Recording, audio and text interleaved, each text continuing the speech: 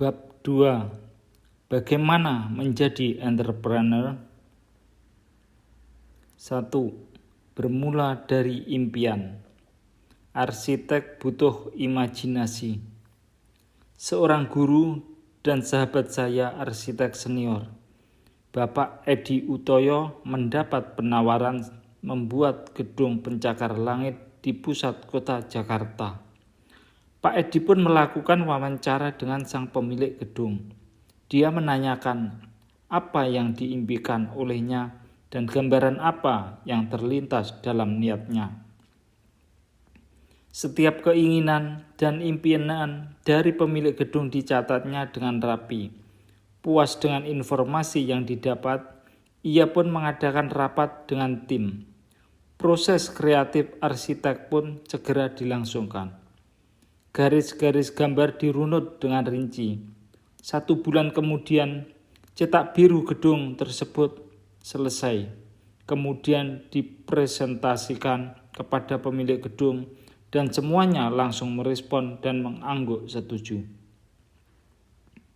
Bagaimana cara Pak Edi mendeskripsikan gambaran dari sang pemilik gedung membuat saya sangat kagum. Tanpa imajinasi, gambar tersebut tidak akan terwujud. Tanpa gambar cetak biru rancang bangunan tersebut tak akan pernah jadi. Begitu juga dengan kehidupan. Seluruh kenyataan ini adalah hasil dari imajinasi karya pikir orang-orang sebelum kita. Mesin mobil, buah pikir seorang Leonardo da Vinci. Monas adalah buah pikir Bung Karno. Disneyland adalah buah pikir Walt Disney yang mengatakan, "Imagination creates my reality." Impian menciptakan kenyataan dalam hidupku. Berani untuk bermimpi? Impian di dalam benak kita adalah motivator kesuksesan yang sangat rapuh, yang sangat ampuh. Tanpa impian, dunia ini tak berwarna dan tidak hidup. Semua hal yang diciptakan manusia diawali dengan impian. Para pemimpi besar seperti Leonardo da Vinci adalah orang-orang yang memancing para pelaku untuk mewujudkan impiannya. Da Vinci adalah orang yang memimpikan berbagai benda yang sekarang jelas-jelas terwujud. Sebut saja tank amfibi, parasit, terjun payung, dan mesin mobil. Semua hal itu dia tuangkan dalam sketsa goresan yang sangat melegenda. Mungkin tanpa coretannya, kita tidak akan terinspirasi untuk mewujudkan benda-benda tersebut.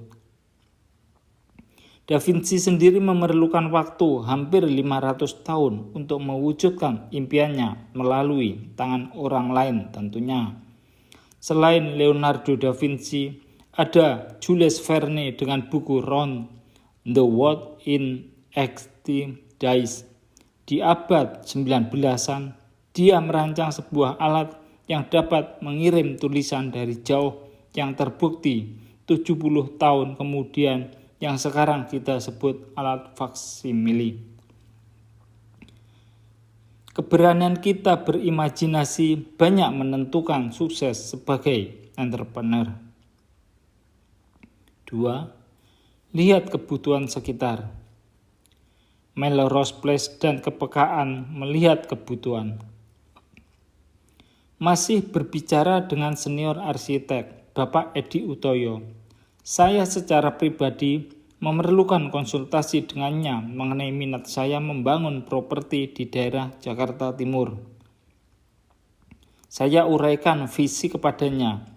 Visinya itu tentang properti townhouse yang ingin dibangun. Idenya berasal dari tayangan televisi sukses Melrose Place. Melrose Place yaitu semacam komplek rumah mini yang menyediakan sharing backyard dengan para penghuninya dan rumah-rumahnya dikategorikan cukup mahal atau mewah. Dengan santai Pak Edi menyampaikan nasihatnya kepada saya. Dia mengatakan kepada saya agar dapat melihat kebutuhan sekitar lokasi yang akan dibangun townhouse, dengan maksud agar para konsumen berminat untuk membeli rumah di tempat yang akan dibangun townhouse. Dengan harga yang cukup tinggi, pastinya hanya kaum elit yang mampu untuk membeli. Lihat kebutuhan mereka. Dengan jadwal yang padat, mungkin refreshing menjadi hal yang jarang mereka temui. Ciptakan konsep rumah tinggal yang menyenangkan, dengan fasilitas yang dapat memanjakan mereka. Bisa jadi townhouse yang dibangun menjadi pilihan utama. Misalnya dengan membangun fasilitas fitness center atau swimming pool, pastinya para penghuni akan tertarik dengan konsep ini, yaitu rumah tinggal sekaligus fasilitas refreshing. Dengan melihat peluang ini, dipastikan apa yang akan dibangun mendapat sambutan yang cukup positif dari konsumen.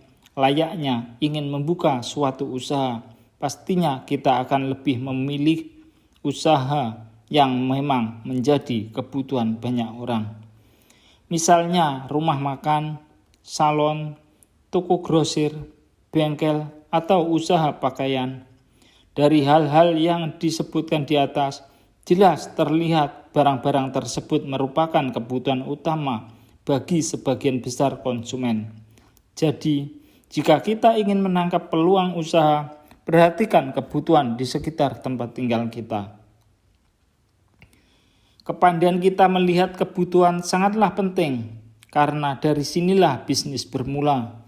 Untuk mempertajam dan memperbanyak wawasan sebagai referensi, ikutilah beberapa forum silaturahmi, seminar atau berbagi cerita mengenai orang-orang yang sukses agar lebih memotivasi kita. Cari tahu bagaimana mereka bisa sampai pada puncak kesuksesan, apa saja yang mereka lakukan, atau bacalah buku-buku praktisi yang dapat memberikan wawasan tersebut. Bergabunglah dengan segala macam kegiatan tempat berkumpul banyak orang, seperti forum keagamaan, klub olahraga, koperasi, eksekutif klub, Rotary Club, lembaga sosial, atau yang paling ampuh lagi bepergian ke luar negeri yang perekonomiannya lebih maju dari Indonesia. Dengan begitu kita akan sangat terbuka dan terinspirasi dari kegiatan bisnis negara tersebut. Tiru apa saja yang bisa kita jadikan sebagai sebuah peluang bisnis, kemudian modifikasi sesuai dengan perilaku pasar yang ingin kita bidik. Banyak hal yang dapat diraih di sekitar kita jika betul-betul jeli melihatnya. Terciptanya peluang bisnis terjadi karena sebuah bisnis yang dijalankan. Tangkaplah sebuah peluang bisnis, pasti akan bergulir pada bisnis-bisnis baru lainnya. Singkatnya, peluang bisnis itu selalu ada dan tidak akan pernah habis.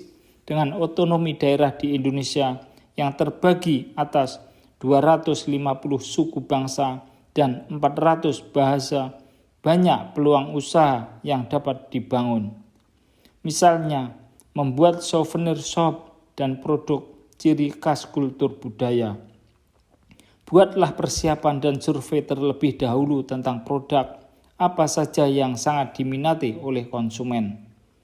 Contoh lain misalnya, jika kita adalah seorang sarjana atau mahasiswa Fakultas Matematika dan Ilmu Pengetahuan Alam atau MIPA, ilmu yang kita miliki bisa segera dimanfaatkan sebagai peluang bisnis. Ajarkan ilmu yang kita miliki kepada para siswa SD, SMP, dan SMA. Kita akan melihat banyak peluang lain setelah itu. Jika kita mengerti akunting, jadilah penyedia jasa akunting untuk para pengusaha menengah ke bawah terlebih dahulu. Misalnya, pemilik warung Tegal atau toko kelontong di sekitar tempat tinggal kita. Tawarkan kepada mereka audit dilakukan setiap 3 bulanan dan memperoleh bayaran Rp300.000 per audit. Dari sini pasti kita akan banyak memperoleh kenalan dan peluang bisnis baru. Tangkap setiap peluang. Tidak ada usaha yang sia-sia. Peluang bisnis lain pasti mengikuti. Bisnis itu akan terus berkembang mengikuti keinginan kita yang tidak berhenti berusaha dan belajar. 3. Empati membuat kita terlibat. Pembalap jalanan yang membuka bengkel. Saya memiliki bengkel mobil modifikasi semenjak tahun 1993 di daerah Haji Nawi, Jakarta Selatan. Bermitra dengan seorang sahabat lama yaitu Mas Didit, seorang pembalap jalanan sejak 20 tahun yang lalu. Mas Didit adalah seorang mekanik terbaik untuk speed racing seperti drag race. Bengkel ini bernama New Speed. Mas Didit senang bermitra dengan saya karena katanya saya tidak paham dengan mobil sehingga tidak pernah ngerecokin.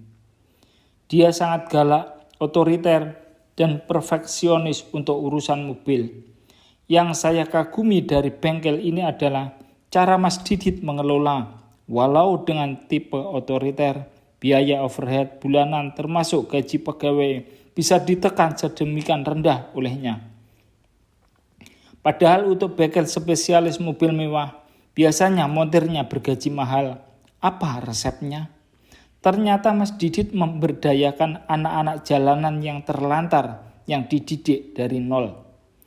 Pernah Mas Didit mengisahkan sebuah cerita tentang 2 orang anak jalanan yang ditemuinya yang hampir mati kelaparan. Karena iba dan kasihan melihatnya, Mas Didit mengajak mereka untuk bekerja bersamanya. Mas Didit mengambil resiko mengerjakan anak-anak jalanan itu yang tidak mempunyai keahlian mesin sedikit pun. Tentunya ini sebuah resiko besar mengingat pelanggan-pelanggan Mas Didit adalah pelanggan dengan mobil-mobil mewah. Namun Mas Didit tidak menyerah begitu saja. Dia mendidik, membimbing, bahkan menjamin makan dan kehidupan mereka di bengkelnya. Rasa peduli Mas Didit sudah sangat membantu kehidupan seorang manusia. Mungkin mereka tidak pernah menyangka bahwa masih ada seseorang yang mau peduli terhadap hidup mereka. Ternyata apa yang diajarkan Mas Didit tidak sia-sia. Mereka cepat belajar di bawah asuhan Mas Didit. Bahkan kemampuan mereka bisa disetarakan dengan para mekanik profesional di bengkel-bengkel besar yang sudah mempunyai nama. Hal ini juga menguntungkan Mas Didit karena biaya bulanan bengkel menjadi rendah, pelanggan menjadi betah dan kembali lagi ke bengkel tersebut karena harga servis yang ditawarkan cukup murah dengan mutu baik. Banyak sudah anak didik Mas Didit yang sekarang membuka bengkel sendiri. Lalu saya bertanya, apa tidak sayang sudah capek-capek dididik lantas mereka keluar? Mas Didit menjelaskan bahwa semakin profesional, bayaran yang akan mereka terima akan semakin mahal. Hal ini bisa mempengaruhi biaya operasional bengkel. Jadi, akan lebih baik kalau membiarkan mereka untuk membuka bengkel sendiri. Justru dengan jalan ini, diharapkan ada kerjasama antara bengkelnya dengan bengkel para juniornya. Justru ini bisa mendatangkan keuntungan yang lebih. Saya mengangguk setuju dengan teori Mas Didit. Ternyata empatinya pada orang jalanan membawa peluang tersendiri bagi orang seperti Mas Didit. Empati adalah mengerti apa yang diinginkan atau dirasakan orang lain. Kita mengetahui apa yang mereka sukai atau tidak. Rasa empatik ini sangat dibutuhkan oleh seorang entrepreneur dalam melayani mitra usaha, pegawai, dan pelanggan. Menurut pengalaman, jika ada 2 orang berwirausaha dengan memiliki kepandaian dan jaringan yang sama, salah satu bisa lebih unggul dari yang lain jika memiliki kadar empatik yang lebih tinggi. Dalam dasawarsa 30 tahun terakhir, pembangunan berjalan cukup baik seperti banyak pabrik, bangunan kantor, hotel, plaza, serta mal yang berkembang di mana-mana. Ketika terjadi era pembaharuan, banyak pihak yang terlibat melakukan aksi mogok, demonstrasi, kerusuhan, dan kekacauan. Hal inilah membuat Indonesia terpuruk di segala bidang, baik dalam segi politik dan ekonomi. Apa yang sudah dibangun selama ini akhirnya hancur begitu saja. Kekacauan terjadi di mana-mana dan kemiskinan semakin menambah jumlah penduduk Indonesia.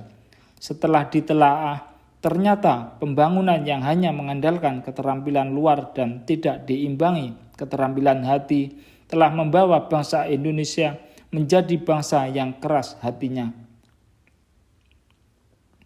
Pemilik perusahaan mengeksploitasi karyawan. Karyawan menuntut dengan kasar, penjual tidak jujur pada pelanggan, dan pelanggan sangat permisif. Kalaupun dilakukan teguran, mereka tidak peduli, dan ketika kasusnya dibawa ke pengadilan, semuanya selesai dengan uang. Namun, masalah tidak akan pernah selesai begitu saja. Semua orang seakan-akan masih memendam rasa marah dan dendam. Banyak pihak yang tidak mempunyai rasa empati antar sesama. Mereka cenderung mementingkan dirinya sendiri. Jadi tidak heran mental bangsa yang seperti ini bisa cepat kolap jika ada sedikit gesekan. Andai saja masyarakat Indonesia mau peduli terhadap sesama, mungkin segala kesusahan, kekacauan, dan ketidakstabilan dalam negeri ini bisa segera teratasi. Satu sama lain saling bahu-membahu untuk membangun Indonesia menjadi yang lebih kaya, tidak hanya materi tetapi juga kaya hati dan moral, sehingga menjadi bangsa yang bermartabat di mata internasional. Semua yang saya sebut di atas adalah sebuah peluang besar bagi kita untuk mulai membangun Indonesia menjadi negeri yang rakyatnya bisa hidup damai, makmur, dan sejahtera. Itu sebabnya empati menjadi dasar yang penting dalam kehidupan, begitu juga dalam dunia bisnis. Jika kita telah mengetahui untuk sukses di bisnis harus memiliki rasa empatik yang besar, kita akan menjadi pengusaha sukses dalam jangka panjang. Pahami bagaimana orang lain merasa, orang lain pun akan memahami apa yang kita rasa. 4. Memberikan nilai tambah. Untung sedikit, yang penting laris. Semenjak tahun 1995, kami mendirikan sebuah lembaga sosial untuk yatim piatu dan anak-anak terlantar di daerah Jati Bening, Bekasi. Awalnya tempat tersebut adalah sebuah toko serba ada yang kami kelola sejak tahun 1992. Secara perhitungan keuangan kami, toko tersebut masih profit, namun saya memprediksi beberapa tahun ke depan, jumlah pemain toko serba ada dan swalayan di daerah tersebut semakin banyak. Bukan karena takut menghadapi persaingan nantinya. Pada tahun 1995, kami memindahkan corporate action dari pasar swalayan menjadi sebuah yayasan yang terkesan idealis untuk menyantuni anak terlantar. Saya melihat jika sebuah yayasan yang non-profit tidak berorientasi keuntungan dikelola dengan profesional akan menguntungkan. Perlu diingat, keuntungan itu tidak selalu berbentuk uang, tetapi ada juga yang tidak kalah penting, yaitu network atau koneksi. Dan saya percaya di daerah tersebut untuk waktu yang lama kami tidak akan mempunyai kompetitor sebagai penyantun anak terlantar. Bagaimana bentuk kekayaan bukan dalam bentuk uang akan saya urai dalam tulisan berikutnya. Yang mau diterangkan dalam tulisan ini adalah nilai tambah pada bisnis atau istilah asingnya value added. Yayasan itu akan dikelola dan dipimpin oleh seorang sahabat saya yang bernama Muhammad Ali. Dengan menggunakan pendekatan kesetaraan mitra, kami juga membuat sebuah warung soto. Suatu hari Pak Ali baru datang setelah mudik pulang ke kampung halamannya di Lamongan. Dia mendatangi kantor saya dengan ceria. Pak Ali bercerita tentang soto Lamongan, masakan sepupunya yang menurutnya enak sekali. Kemudian Pak Ali menawarkan sepupunya untuk membuka cabang di Jakarta. Dengan keyakinan besar, Pak Ali bilang soto Lamongan ini akan laku di Jakarta setelah membuat perencanaan. Akhirnya saya setuju dengan ide Pak Ali. Dibantu oleh rekan-rekan yang lain, akhirnya warung soto itu berdiri di lokasi yang sama dengan yayasan. Prediksi Pak Ali terbukti dalam waktu tempo 2 jam pada pembukaan hari pertama, soto telah habis terjual, tidak bersisa. Saya sangat kaget dan tidak menyangka. Memang saya akui kelezatan soto Lamongan itu. Bukan hanya rasanya yang lezat, harga jualnya juga sangat murah. Dan tentu saja itu yang membuat orang-orang ketagihan. Bayangkan saja pada zaman seperti ini, Pak Ali menjual sotonya Rp3.000 per porsi. Saya sempat kaget dan bertanya, apa itu hanya harga promosi? Pak Ali menegaskan bahwa harga tersebut akan berlaku selamanya. Baginya, tidak apa untung sedikit, yang penting dagangan laris. Dan yang lebih penting, kami bisa memberdayakan anak-anak yayasan ini untuk bekerja. Hal ini juga bisa menjadi nilai tambah bagi mereka dan yayasan. Secara tidak langsung, pelanggan yang makan di sana akan melihat lebih dekat yayasan ini. Percaya atau tidak, berkat rumah makan soto ini, jumlah infak dan sedekah yayasan naik menjadi 2 hingga 3 kali lipat. Donatur puas dan bangga melihat anak-anak juga dilibatkan dalam usaha yayasan. Selain itu, beberapa orang tua asuh secara pribadi ikut memonitor langsung perkembangan anak asuhnya. Itu nilai tambah value added bagi kita dan lingkungan. Banyak pebisnis yang mengawali usahanya dengan menjual barang orang lain atau lebih dikenal sebagai pedagang. Bagi Anda yang tinggal di Medan, harga mobil bekas di Medan bisa lebih mahal 2 juta dibandingkan di Jakarta. Inilah peluang bisnis yang bisa kita manfaatkan. Jika ada teman atau kerabat yang berminat membeli mobil tertentu, beranikan diri untuk membeli mobil tersebut di Jakarta. Manfaatkan peluang lainnya, yaitu memanfaatkan ruang belakang mobil yang kosong. Selagi mengantarkan mobil dari Jakarta menuju Medan, tanyakan apakah ada rekan Anda yang ingin menitipkan barang-barang dari Jakarta. Tentu saja ongkos yang diminta bisa lebih murah daripada menggunakan jasa pengiriman lainnya. Kepandaian seorang pebisnis seperti inilah yang harus kita asah terus-menerus. Setiap bisnis akan memberi peluang bisnis yang lainnya. Itulah sebuah nilai tambah. Banyak peluang bisnis yang muncul jika kita cukup jeli melihatnya. 5. Menjual barang plus manfaatnya. Harga lebih murah, manfaat lebih banyak. Saya pernah tinggal cukup lama di daerah Yogyakarta, sebuah kota kerajaan satu-satunya di Indonesia. Budaya dan kebiasaan penduduk setempat yang alon-alon asal kelakon atau tak akan lari gunung dikejar memang cukup unik, sehingga komunitas bisnis sepertinya berjalan lamban menurut penduduk setempat. Tidak aneh jika yang memutar roda bisnis di Jogja kebanyakan bukan putra daerah. Rupanya moto di atas sangat mempengaruhinya. Saya sebagai seorang entrepreneur sangat tertarik dengan komunitas Jogja yang setiap tahunnya didatangi hampir 200.000 orang sebagai pelajar dari seluruh Indonesia.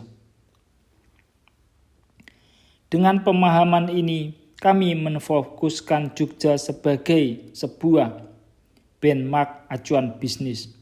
Di sana saya memiliki mitra bisnis bernama Mas Wawan. Ia adalah mantan top sales sebuah perusahaan elektronik yang memproduksi barang-barang kebutuhan rumah tangga.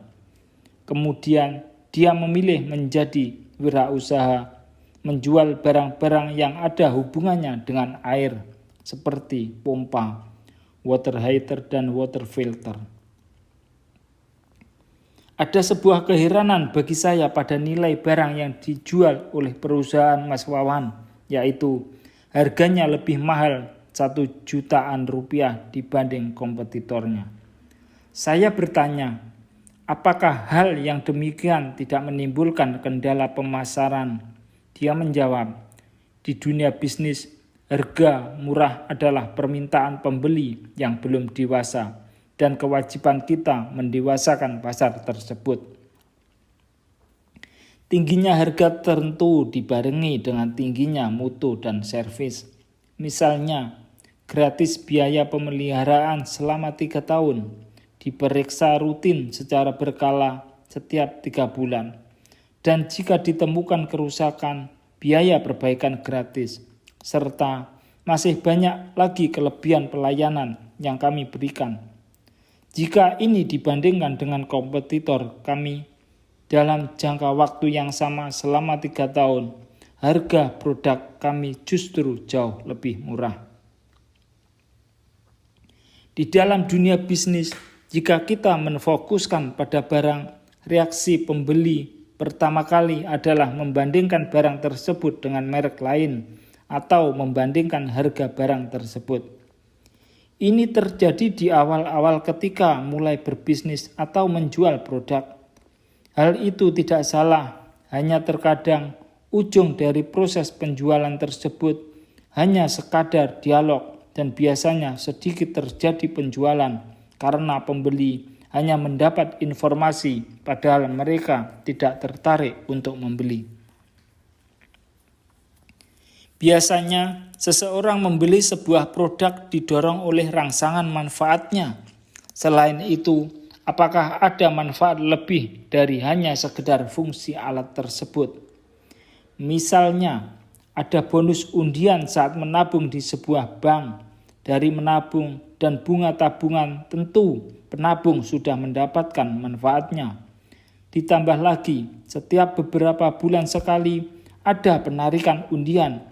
Hal semacam inilah yang membuat para penabung berpikir, menabung di bank X ternyata bermanfaat ganda.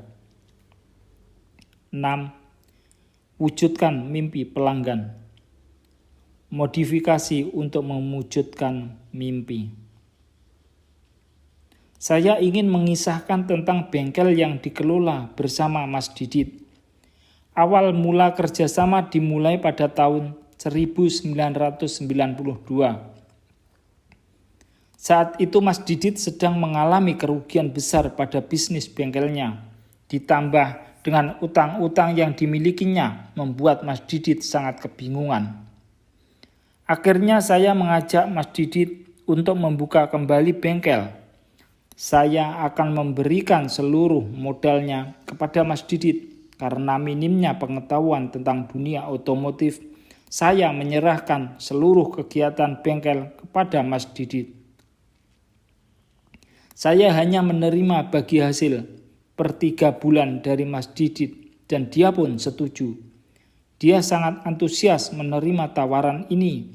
Saya mau menjalankan bisnis ini karena sangat mempercayai Mas Didit. Selain itu, dia pun sudah paham dengan dunia perbengkelan dan seputar otomotif.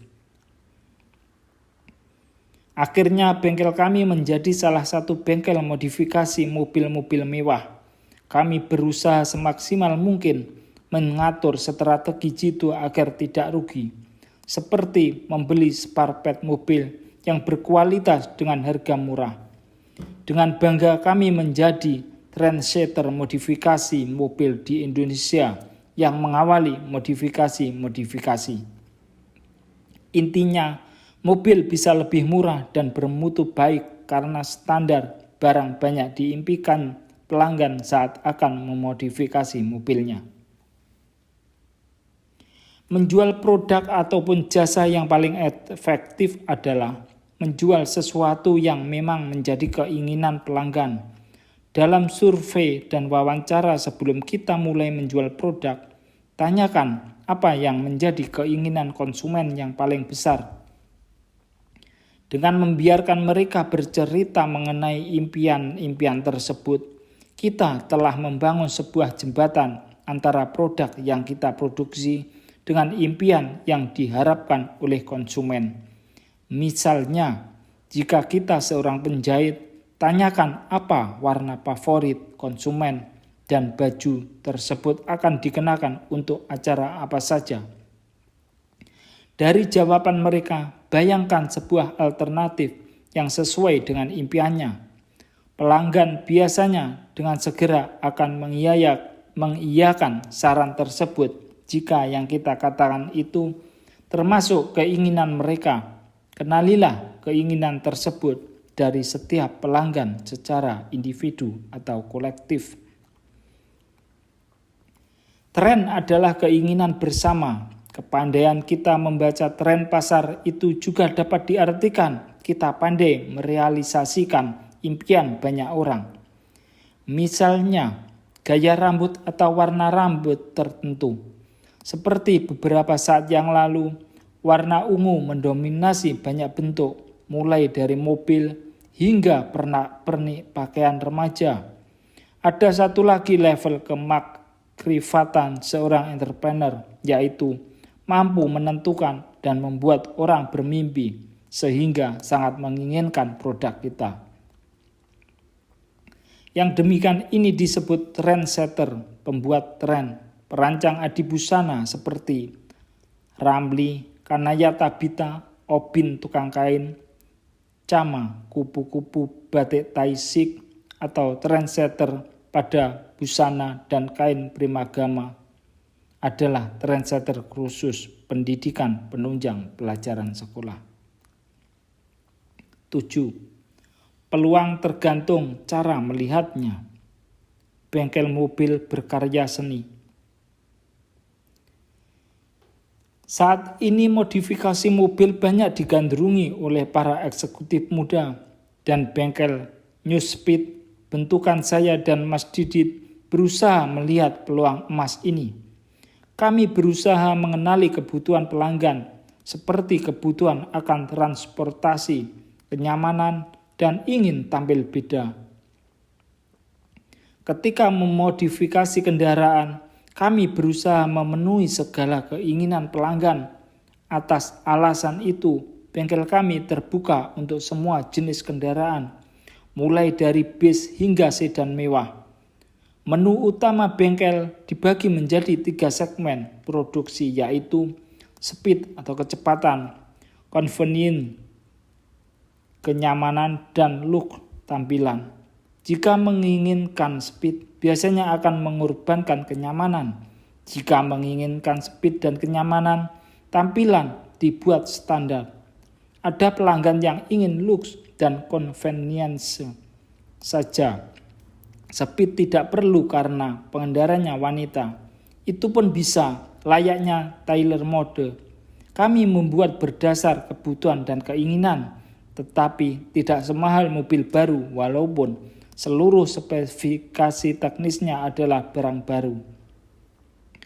Mendesain dan memodifikasi mobil bagi kami adalah sebuah karya seni.